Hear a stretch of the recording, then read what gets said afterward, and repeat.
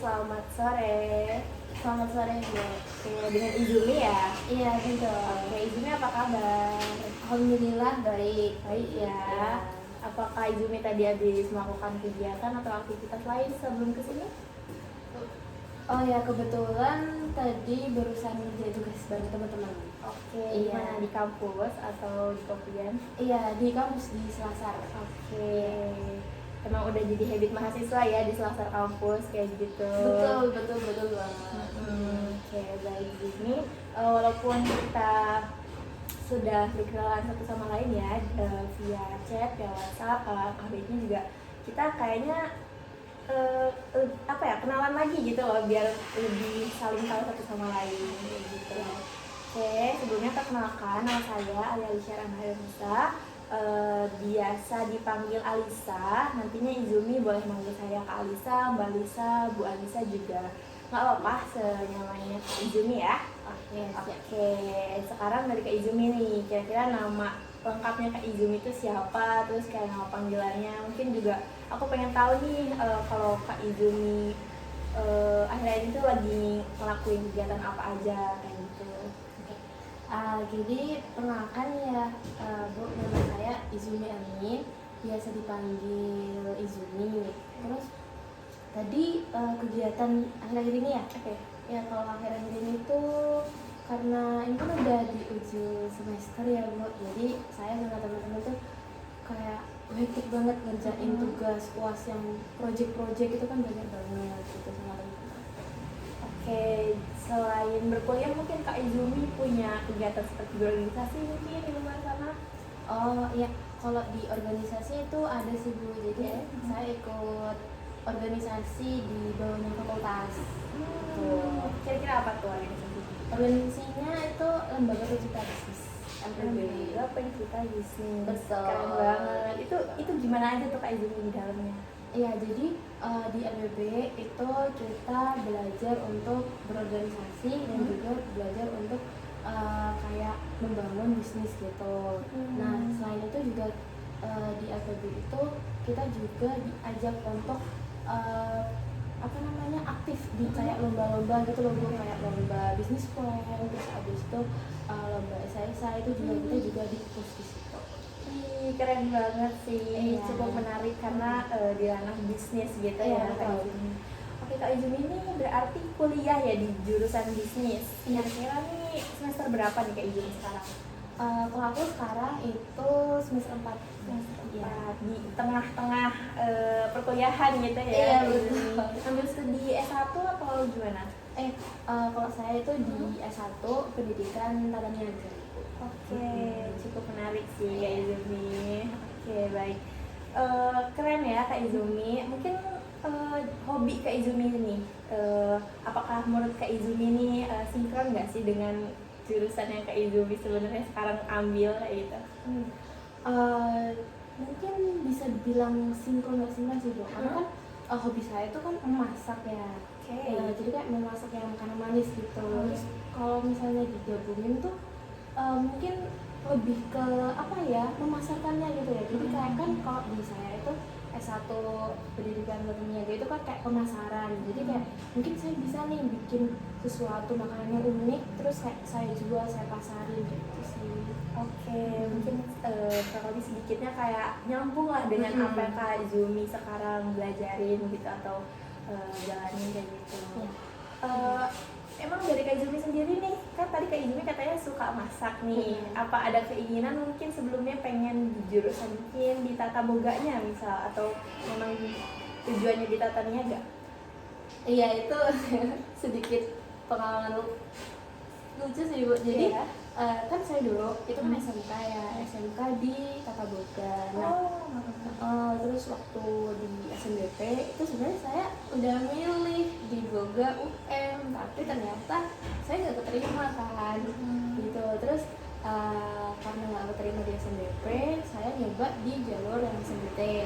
SNBT itu saya sebenarnya mau pilih yang di Tata Boga juga, tapi ternyata dari orang tua itu kayak kurang setuju gitu. Tiba-tiba kayak udahlah kamu di SNBT ini jangan pilih yang Tata Boga boga pilih bisnis aja, karena menurut orang tua itu kalau misalnya pilih bisnis itu cakupannya kayak lebih besar gitu loh Bu. Jadi kayak kalau mau kemana-mana itu masih bisa. Jadi akhirnya di SNBT itu saya pilih yang berbau bisnis semua, dan ya alhamdulillahnya keterima di pilihan kedua itu. Oke, dan alhamdulillahnya keterima ya. Iya, alhamdulillah. Oke. Itu dari Kak Izumi sebenarnya emang nerima dengan pilihan orang tua atau mungkin Kak Izumi agak sedikit terbebani gitu? Mungkin kalau pas awal ya kayak sedikit kecewa ya, bukan kecewa, kayak sedih aja sih Bu, karena kan ya sebenarnya saya sedikit itu pengen di boga, terus semester 1, semester 2 itu kayak masih kayak apa ya, kayak merasa sedih, kayak ini tuh bukan aku banget, bukan pesanku gitu. Terus apalagi kan kalau dulu di SMP itu kan nggak ada matkul-matkul yang kayak akuntansi, terus abis itu ekonomi itu kan nggak ada sama sekali. Terus pas semester 1 tiba-tiba ada itu kan agak shock dikit ya, terus sampai kayak ini bisa nggak ya gitu. Tapi seiring berjalannya waktu juga saya lebih menerima gitu, kalau misalnya oh ternyata ya emang ini jalan yang harus aku jalani, jadi aku harus sungguh-sungguh. Oke, ya kurang lebih Kak Zumi juga survive ya di 4 semester ini. Terus juga mungkin sudah mulai ngerasa enjoy ya Kak Zumi? Sudah Oke, saya sangat apresiasi banget gitu loh Kak Zumi udah apa ya, mulai enjoy, apalagi tadinya juga jurusan ini bukan termasuk salah satu dari keinginan Kak Zumi ya Kak Zumi? Iya benar. Oke, nggak apa-apa kan? Nggak apa-apa. It's okay, everything is okay. Oke, kalau dijalanin kan pasti kita juga bakal bisa enjoy kan Iya ya? benar. Mungkin dari segi pertemanan atau gimana menurut Kak Zumi juga itu mendukung nggak kira-kira?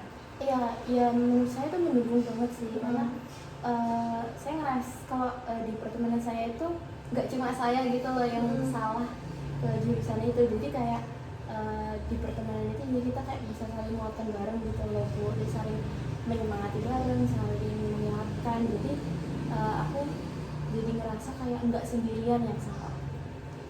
Oke, jadi ya saling menguatkan, saling ngasih motivasi satu sama lain gitu ya. Oke, baik. Sharing-sharing yang cukup mengapresiasi saya ya, karena kayak mengapresiasi kayak apa ya, membuat saya kayak tahu gitu loh Kak Izumi itu sebenarnya seseorang yang enjoy dengan pilihan yang mungkin bukan sesuai dengan keinginan Kak Zumi. Iya. Oke, good. Mungkin oh ya, dari Kak Zumi nih kita next ke tanah yang kita mau tuju ya di konseling ini. Iya, Mbak, ya. Dari Kak Zumi nih, apakah Kak Zumi pernah melakukan konseling sebelumnya? Dulu pernah sekali sih Bu ikut konseling juga. Kayak konseling individu. Iya, individu. Oke, baik. Namun tidak ada salahnya ya, saat saya di sini menstrukturkan ulang bagaimana proses konseling ini akan bekerja dengan kayak sepengetahuan Kak Izumi mungkin ya, setahunya Kak Izumi kalau di konseling ini juga saya menjaga asas kerahasiaan, dimana Kak Izumi juga jangan merasa khawatir atau takut akan ceritanya Kak Izumi ini terbongkar di layar luar sana. Iya, di sini juga saya berharap Kak Izumi bisa bisa terbuka, karena di sini juga saya memegang asas keterbukaan. Kak Izumi saya harap bisa cerita dengan legowo lah kayak gitu, tanpa ada rasa takut atau ragu dan lain sebagainya kayak gitu. Kira ada yang ditanyakan dari Kak Zumi? Untuk sekarang mungkin cukup sih. Oke. Nah Kak Zumi, jadi di konseling ini kita punya time limit nih.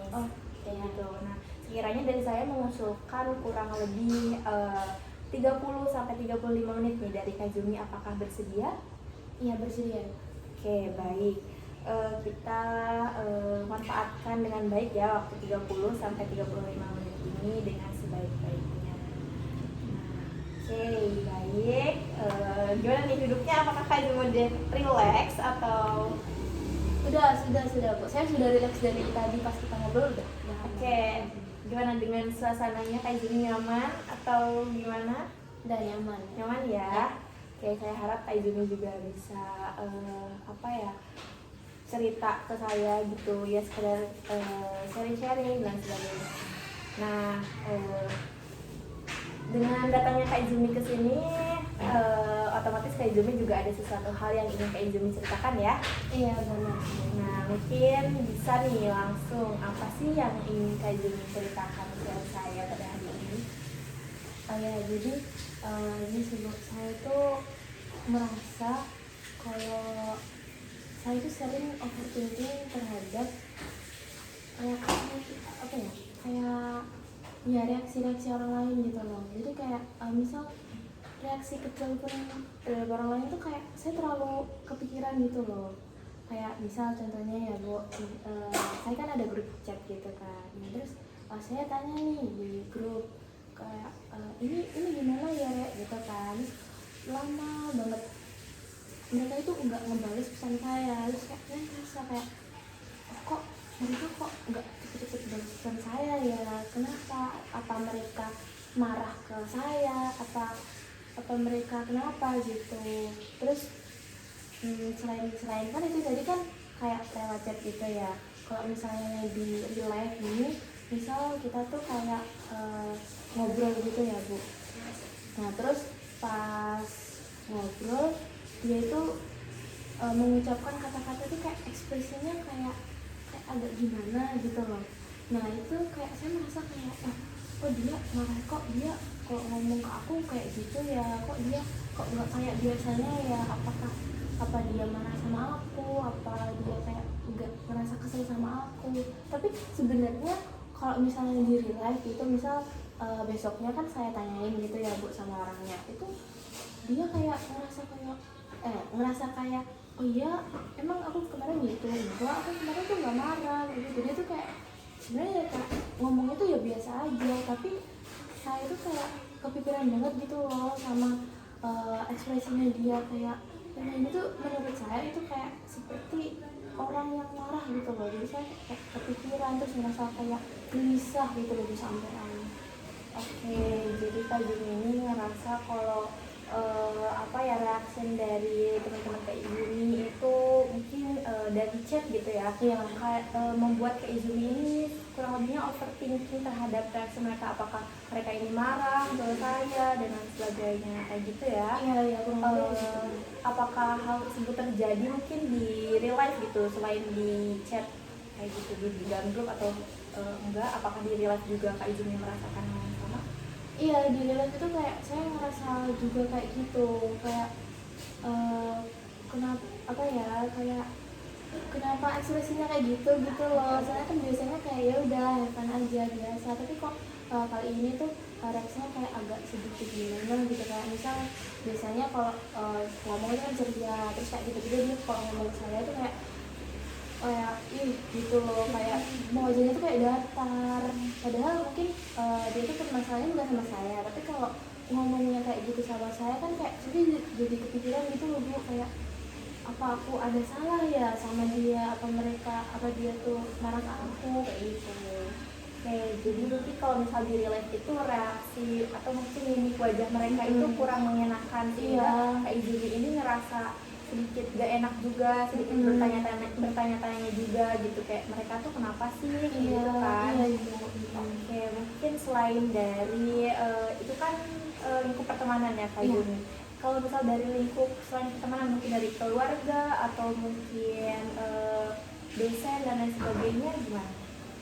Kalau menurut saya ya kok di lingkup keluarga itu jarang sih Bu, karena menurut saya itu kayak keluarga saya itu cukup terbuka gitu loh. Jadi kayak tahu kalau oh ini tuh nggak marah, terus ini tuh marah gitu tuh saya tahu. Tapi kalau misalnya kalau di lingkup dosen itu apa ya, kalau di dosen itu lebih ke chat itu sih Bu. Kan pernah kan saya itu kemarin baru banget itu tanya kan di grup terkait pengumpulan tugas.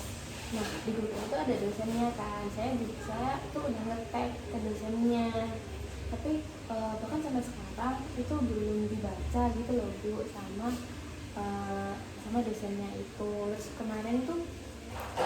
kemarinnya lagi kan saya sebenarnya sudah kayak baru ketemu, terus diberi tugas. Nah saya itu ngirimkan tugasnya itu agak kemalaman gitu loh. Terus saya kayak mikir apakah dosennya itu nggak bales chat saya gara-gara marah saya ngumpul tugasnya itu kemalaman gitu kan. Jadi kayak saya udah kayak kepikiran gitu loh Bu gitu. Terus kayak gelisah, nggak tenang juga gitu.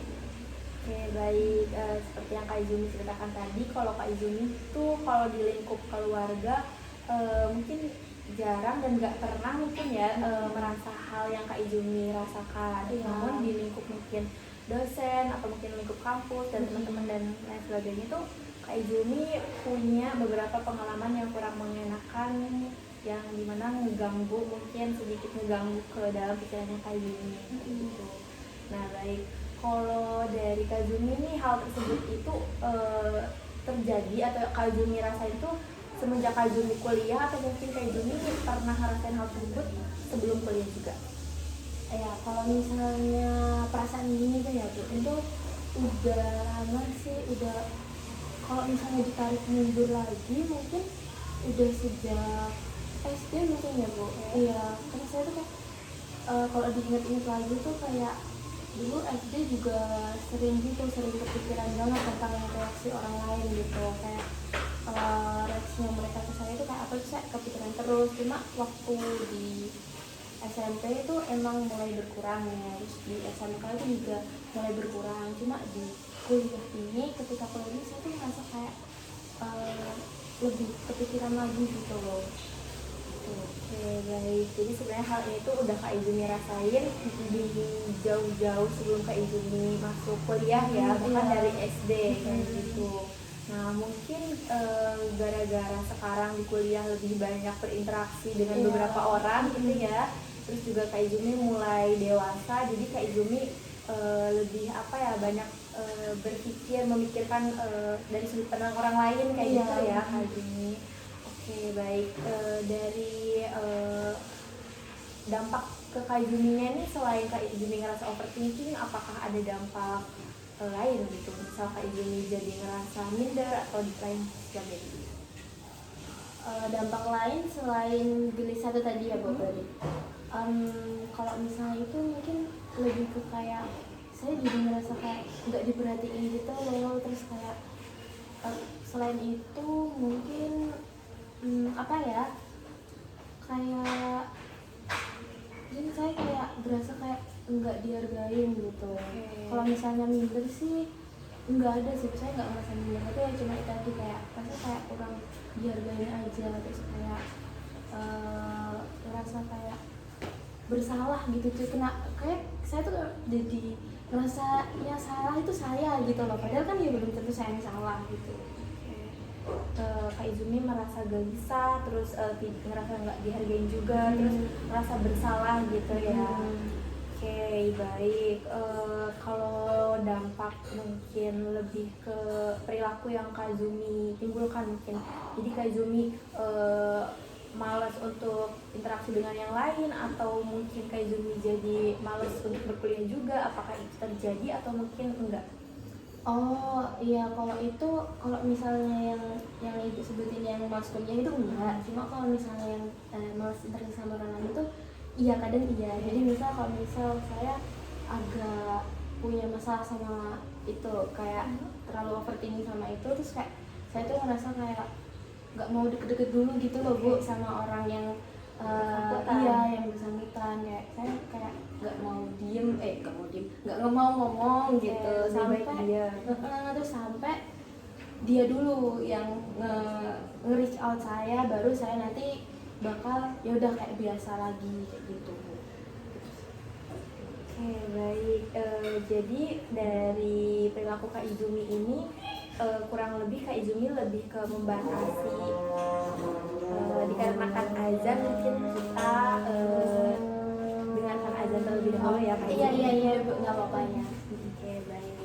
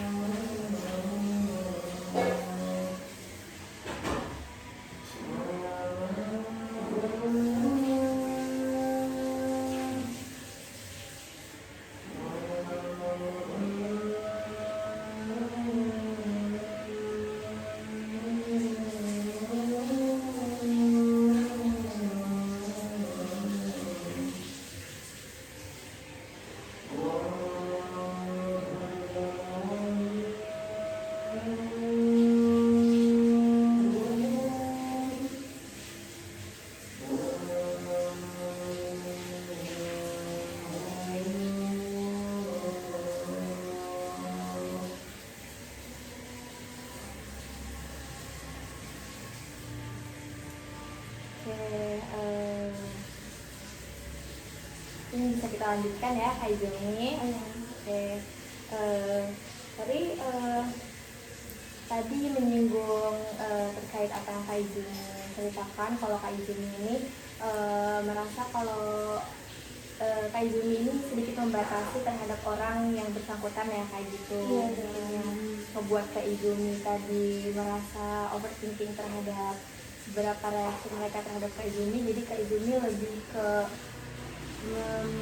membatasi, menjaga jarak mungkin. Iya. Oke. Kalau dari segi membatasi itu, apakah Kak Izumi membatasinya itu dalam kurun waktu yang lama atau mungkin dalam beberapa hari atau gimana? Kalau sejauh ini ya Bu, itu nggak lama-lama sih Bu. Mungkin karena apa ya, karena kan itu pertemanannya kan ya yang di kelas itu ya, dan di kelas itu tuh sering buat kayak nanyain tugas-tugas gitu loh Bu. Jadi ya nggak sampai sehari, mungkin ya paling lama sehari gitu, tapi ada yang cuma kayak cuma setengah hari atau gitu. Mungkin di beberapa momen aja kayak gitu ya, Kak Izumi menyesuaikan dengan kondisi juga. Iya benar. Kalau tadi kan dari segi pertemanan, kalau dari segi dosen nih kan Kak Izumi juga suka merasa sedikitnya overthinking gitu ya, kayak ngerasa gimana gitu. Apakah dari Kak Izumi juga membatasi terhadap dosen tersebut atau bagaimana? Kalau dosen sedikit sulit ya Bu kalau misalnya mau membatasi itu. Tapi kalau misalnya dari pengalaman saya kemarin itu, kalau kan juga pernah gitu. Terus waktu besoknya ketemu di kelas itu saya merhatiin lagi gimana reaksinya kalau ngomong sama saya gitu. Kalau misalnya dosennya di pertemuan depan itu terus kayak yaudah biasa ngomong sama saya kayak seperti biasanya, nah itu saya ngerasanya kayak oh ya udah berarti dosennya ini nggak marah, terus saya udah ngelupain yang minggu lalu gitu. Jadi kayak selama kan ketemunya itu kan sekali seminggu ya Bu. Jadi selama rentang 1 minggu itu kayak saya kepikiran terus, tapi juga ya gimana kan ini dosen ya, nggak mungkin kan kayak saya nunggu dosennya itu buat nge-research saya dulu gitu kan, nggak mungkin. Jadi saya pastiin diri saya itu di pertemuan di depan. Kalau misalnya dosennya ya udah tadi kayak ngomongnya kayak ya udah biasa aja sama saya, terus kayak masih ngobrol biasa, jadi saya langsung kepikiran kalau oh berarti kemarin itu ternyata dosen aku nggak marah sama aku, cuma mungkin beliaunya sibuk atau emang typingnya tuh emang kayak gitu yang membuat saya tuh kayak jadi salah paham seperti itu.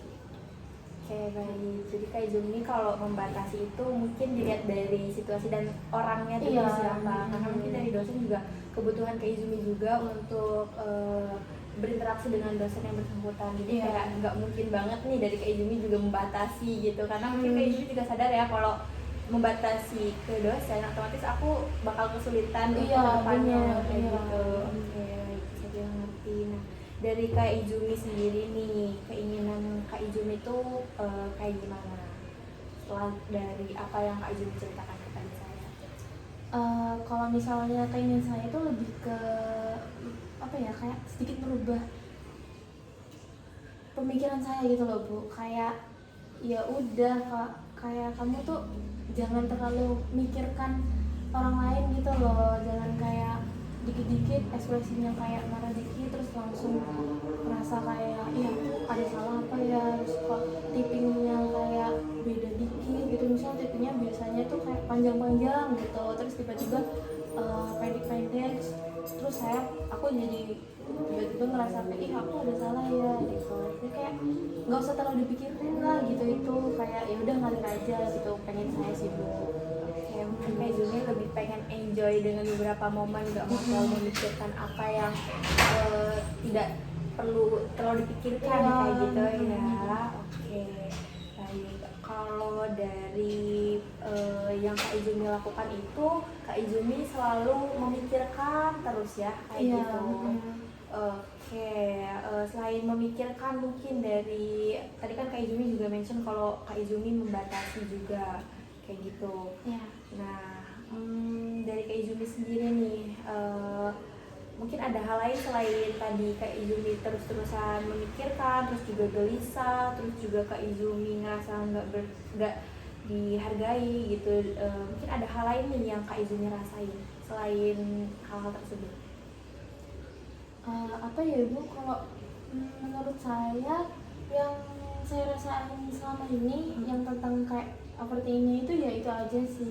Yang lain-lainnya nggak ada sih, selama ini nggak ada sih, itu aja. Kurang lebih tadi ya lebih ke memberi space gitu untuk beberapa momen agar Kak Izumi juga bisa berpikir jernih kayak gitu ya. Oke, nah jadi saya nih gimana ya bilangnya? Menurut Kak Izumi ini apakah dengan Kak Izumi dengan keinginan Kak Izumi yang tadi ingin Kak Izumi itu lebih tidak berpikiran berpikiran berlebihan terhadap reaksi atau mimik orang lain. Apakah menurut Kak Izumi ini sudah sinkron dengan Kak Izumi yang terlalu overthinking? Menurut Kak Izumi bagaimana? Iya, menurut saya sih sinkron ya Bu, karena kayak overthinking terus gitu loh, kayak kepikiran terus kayak padahal itu sebenarnya bukan hal yang harus dipikirin terus, tapi kayak kepikiran tiba-tiba kadang tuh gini, kayak misal aku udah nggak mikirin lagi ya, terus aku tinggal bengong, tiba-tiba kepikiran lagi, terus kayak ngerasa kayak kok aku gitu ya gitu, terus kok dia gitu ya, terus kayak kepikiran lagi kayak gitu. Oke, jadi dengan keinginan Kak Izumi yang ingin lebih tidak terlalu memikirkan itu, Kak Izumi itu berusaha untuk mencoba gak overthinking sebenarnya. Cuman pada akhirnya Kak Izumi juga terus datang gitu ya pikiran itu tuh kayak tiba-tiba kayak muncul gitu aja, nggak tahu kenapa Bu gitu tuh. Oke, baik. Mungkin gak apa-apa ya Kak Izumi, karena kayak kita juga kadang tuh gak bisa terlalu mengontrol apa yang kita pikirin kayak gitu. Mungkin kita lebih ke belajar untuk membatasinya dan sebagainya kayak gitu. Nah, dari Kak Izumi nih kira-kira planning terdekatnya nih, selain Kak Izumi tadi kan pengennya Kak Izumi tuh lebih tidak terlalu memikirkan apa reaksi dari orang lain. Nah, planning Kak Izumi tuh gimana ke depannya? Mungkin kan tadi Kak Izumi katanya Kak Izumi lebih ke membatasi diri dan kayak ngasih space gitu untuk beberapa momen. Nah, dari Kak Izumi nih pengennya kayak gimana planning? Mungkin di beberapa satu langkah ke depan dan lain sebagainya gimana? Mungkin kalau menurut saya itu planningnya tuh kayak saya ngalihin gitu loh, ke sesuatu yang menurut saya menyenangkan, atau mungkin kayak menyenangkan ini kayak misal kayak tiba-tiba saya kepikiran nih sama yang hal-hal yang kayak nggak baik itu, yang kayak ekspresi gitu, terus kayak saya mikir saya memikirkan hal lain yang merasa menyenangkan, kayak kayak tuh saya kepikiran momen pas ngumpul bareng sama teman-teman gitu, jadi kayak biar pikiran saya tuh terdistraksi gitu loh Bu, biar nggak kepikiran terus gitu. Terus mungkin selain itu mungkin mungkin bisa menyibukkan diri mungkin ya Bu, kalau misal tiba-tiba kepikiran lagi nih itu, kan saya bisa kayak kayak nyapu-nyapu, atau mungkin lipat-lipat baju gitu, biar saya tuh punya fokus tersendiri, biar saya tuh nggak keinget tadi yang overthinking tentang reaksi orang lain gitu. Oke, good job. Ternyata saya setelah mendengar apa planning dari Kak Izumi itu, menurut saya itu sangat baik sekali ya Kak Izumi. Kayak Kak Izumi juga berusaha untuk mengingat hal-hal baik bersama teman-teman Kak Izumi. Jadi Kak Izumi nggak terlalu berpikir negatif terus terhadap momen itu kayak gitu. Terus Kak Izumi juga berusaha untuk menyibukkan diri Kak Izumi kepada hal-hal lain supaya nge-distract pikiran Kak Izumi.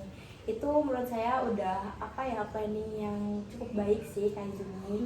Nah, Ya, jadi sesuai tadi dengan apa yang Kak Izumi ceritakan, kalau Kak Izumi ini gelisah, terus juga ngerasa nggak dihargai dan kayak ngerasa bersalah ketika apa dia namanya, orang sekitar Kak Izumi ini bereaksi atau memiliki muka menunjukkan mimik muka itu tidak sesuai dengan harapan Kak Izumi. Iya.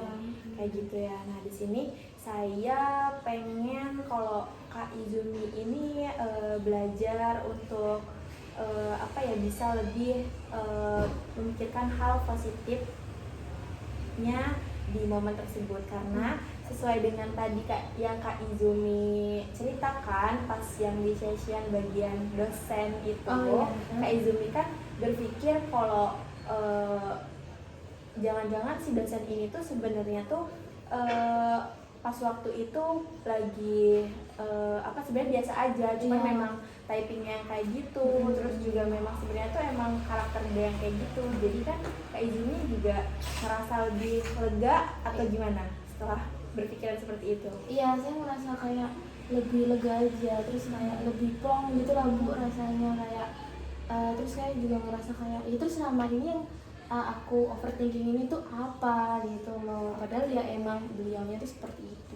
Oke, nah di sini saya pengen nih sekiranya Kak Izumi mencoba nih berpikiran hal yang sama terkait apa, terkait momen yang Kak Izumi pikirkan, misal kayak di bagian momen teman-teman Kak Izumi yang punya bad reaction ke Kak Izumi. Nah, sekiranya gimana kalau pemikiran Kak Izumi ini diganti dengan pemikiran yang Kak Izumi pikirkan terhadap dosen tersebut nih, kira-kira gimana? Jadi saya mengimplementasikan pendidikan yang seperti contohnya di dosen itu ke teman-teman saya gitu ya Bu. Gimana nih kira-kira misal momennya ini teman Kak Izumi ini punya apa ya, reaksi yang jelek gitu di cara dia typing, dibales chat dan lain sebagainya. Nah, kira-kira Kak Izumi ini muncul pemikiran yang sama dengan Kak Izumi pikirin sebelumnya. Nah, kira-kira gimana nih reaksi dari Kak Izumi? Kalau Kak Izumi mikirnya, oh kayaknya memang dia lagi apa ya, lagi sibuk aja sih misal atau dan lain sebagainya. Nah, dari Kak Izumi apakah tetap overthinking atau gimana? Oh gitu. Kalau itu kan sebelumnya belum aku coba belum pernah aku coba berpikiran kayak gitu. Mungkin kalau dipikir-pikir bisa juga sih Bu, kayak kita apa ya, berpikiran yang enggak terlalu jelek gitu ke teman-teman gitu. Bisa dicoba sih Bu. Oke, baik. Mungkin di next moment kalau bisa Kak Izumi mengalami hal yang sama, mungkin Kak Izumi bisa ya apa namanya, bukan berpikiran apa ya, memikirkan hal yang sama gitu, lebih ke menguatkan pemikiran positif Kak Izumi ketimbang nettingnya Kak Izumi tadi kayak gitu. Mungkin bisa dicoba Kak Izumi? Iya bisa sih Bu, iya kayaknya cukup menarik gitu ya Bu buat dilakuin gitu. Oke, baik. Mungkin nanti kita bisa evaluasiin di minggu depan atau mungkin next week setelah mungkin Kak Izumi punya beberapa momen yang Kak Izumi dapat. Mungkin nanti kita bisa sharingkan ulang ya. Oh gitu, iya boleh Bu. Oke, baik. Nah, dari saya, apakah Kak Izumi sekiranya nih udah memiliki mungkin kurang lebihnya manfaat dari konseling kali ini? Oh iya sih Bu, saya sudah apa ya, kayak jadi kepikiran gitu loh Bu setelah Ibu tadi bilang kayak gitu, kayak oh iya itu bisa dilakuin gitu loh. Terus kenapa kayak selama ini tuh saya kok nggak kepikiran buat mengimplementasiin itu ke teman-teman saya kayak gitu. Oke, baik. Dari Kak Izumi juga sudah ngerasa punya solution atau mungkin pencerahan sedikit lah terkait apa yang Kak Izumi bingungin kayak gitu ya. Oke, baik. Mungkin dengan keterbatasan waktu yang kita punya ya Kak Izumi, mungkin kita bakal bisa cukupkan konseling kita pada hari ini. Nah, mungkin sebelum kita menutup nih, aku pengen nih kesan dari Kak Izumi setelah melakukan konseling pada hari ini. Gimana nih kesannya? Kalau menurut aku sih senang ya Bu, karena kalau setelah kita ngobrol nih itu kayak saya dapat insight baru gitu loh, kayak saya dapat masukan-masukan baru, kayak ternyata tuh ini tuh sebenarnya cuma hal sepele yang apa ya, kayak nggak terlalu perlu dipikirin gitu loh. Terus saya juga udah nemuin tadi caranya biar nggak terlalu kepikiran sama kayak apa perilaku atau mimik wajah dari teman-teman saya gitu. Oke, jadi dari Kak Izumi juga sudah apa ya, ngerasa merasa senang, kayak senang, lega ya, gitu. lega. Oke, baik. Terima kasih ya Kak Izumi Iya. sudah merasa demikian dan sudah apa ya, menyempatkan waktu untuk bercerita kepada saya, dan Kak Izumi juga menurut saya sudah sangat terbuka sekali terkait apa yang Kak Izumi rasakan. Kayak gitu. Mungkin next session kita bisa apa ya namanya, bisa lakukan sharing-sharing lagi kayak iya, gitu, betul. sesuai dengan perjanjian kita di lain hari kayak Iya. gitu. Baik, terima kasih Kak Izumi, bisa melanjutkan aktivitas Kak Izumi kembali. Ya, saya juga terima kasih Ibu sudah mau mendengarkan kegelisahan saya selama ini gitu. Oke, baik. Sama-sama Kak Izumi. Iya. Terima kasih.